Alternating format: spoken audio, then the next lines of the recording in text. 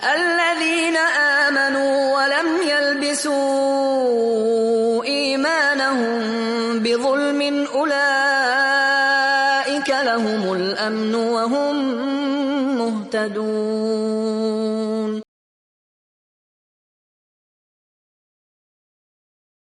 خواتین کا اعلان ہے کہ میرا جسم میری مرضی. یہ کون سا فلسفہ ہے اور کہنے کو مسلمان ہے؟ دعویٰ ہے ایمان کا، کلمہ پڑھتی ہے اور دعویٰ یہ کرتی ہے کہ میرا جسم میری مرضی. کس کا جسم اور کس کی مرضی ہے؟ جسم تیرا ہے لیکن کس نے دیا تجھ کو؟ اس کا مالک کون ہے؟ اس کا مالک عرش پر مستوی ہے جس نے تجھے مردہ سے زندہ کیا ہے. کیف تکفرون باللہ وکنتم امواتا، کیسے اپنی مرضی کرتی ہو حالانکہ پیدا ہونے سے پہلے تم مردہ تھی. فاحیاکم، تو میں خالق و مالک نے تجھے زندہ کیا ہے. یہ جسم میں نے تجھ کو دیا ہے، یہ حسن و جمال، یہ ہائٹ باڈی، یہ جمال، یہ خوبصورتی یہ میں نے تم کو دی ہے. لہذا جسم کی ملکیت میری ملکیت ہے، میرا حکم چلے گا، اس کو باپردہ رکھ. میری مرضی ہے کہ تیرے جسم کو کوئی انگلی تک نہ لگائے. اللہ کے رسول علیہ الصلوۃ والسلام نے کیا فرمایا کہ اس سے بہتر ہے کہ تو کسی عورت کو چھوئے، بہتر ہے اس سے کہ تیرے سر کے اندر لوہے کی کیلیں گاڑ دی جائیں. پکڑو 2-4 انچ سٹیل کا کیل اور کسی کے سر پہ ٹھوک دیا جائے کہ وہ زندہ بچے گا باقی؟ مطلب یہ ہے کہ تم سے تیرے لیے موت بہتر ہے. تو کسی غیر محرم کو چھوئے اور غیر محرم عورت کہتی ہے میرا جسم میری مرضی چلے گی. میں جس کے سامنے مرضی بچھتی پھروں، لیٹتی رہوں، جس کے سامنے مرضی میں برہنہ ہوتی رہوں، اس جسم کے اوپر جس کو چاہے میں اختیار دے دوں. یہ کہاں کی حیا ہے اور کہاں کا ایمان ہے اور کہاں کی شرم ہے؟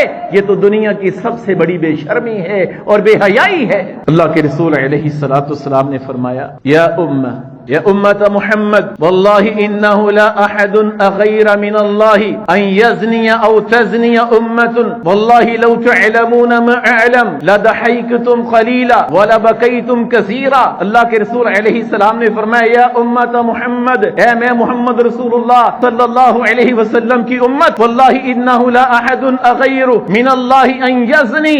آپ نے فرمایا اس بات سے اللہ خالق و مالک سے بڑھ کر کسی کو کسی چیز کے اوپر غصہ نہیں آتا. اللہ خالق و مالک کو اس سے زیادہ کسی چیز پہ غصہ نہیں آتا کہ اس کا نام لینے والا زنا کرے.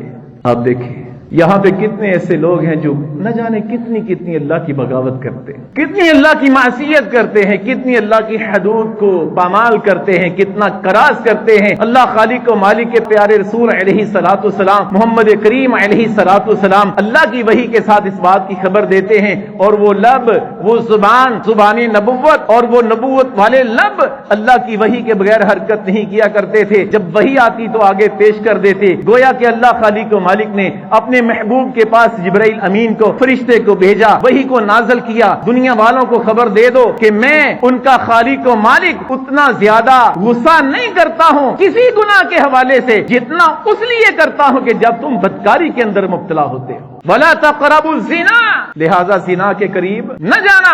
زنا کے قریب ہر وہ راستہ ہے کہ جو پہلا سٹیپ ہوتا ہے. یہ نظر بازی کیا ہے؟ زنا کا راستہ ہے. یہ خلوت کیا ہے؟ زنا کا راستہ ہے. یہ غیر محرم کے ساتھ سفر کرنا زنا کا راستہ ہے. یہ ان کے ساتھ میٹھی زبان سے گفتگو کرنا، لوچدار گفتگو کرنا زنا کا راستہ ہے. یہ بے حیائی، یہ بے پردگی کر کے نکلنا زنا کا راستہ ہے. یہ بن سور کے مارکیٹوں کی زینت بننا زنا کا راستہ ہے. یہ فیس بک کا غلط استعمال کرنا زنا کا راستہ ہے. یہ ٹویٹر کا غلط استعمال کرنا زنا کا راستہ ہے. یہ واٹس ایپ کا غلط استعمال کرنا زنا کا راستہ ہے. بے شک تو گھر کی 4 دیواری کے اندر بیٹھی ہے، اگر تو سوشل میڈیا کا غلط استعمال کرے گی تو زنا کے قریب جا رہی ہے. لہذا تیرے جسم کے مالک نے تجھے حکم دیا ہے وَلَا تَقْرَبُوا الزِّنَا، زنا کے قریب نہ جانا.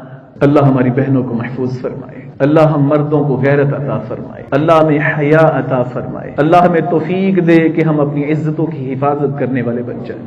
آمین یا رب العالمین. وما توفیقی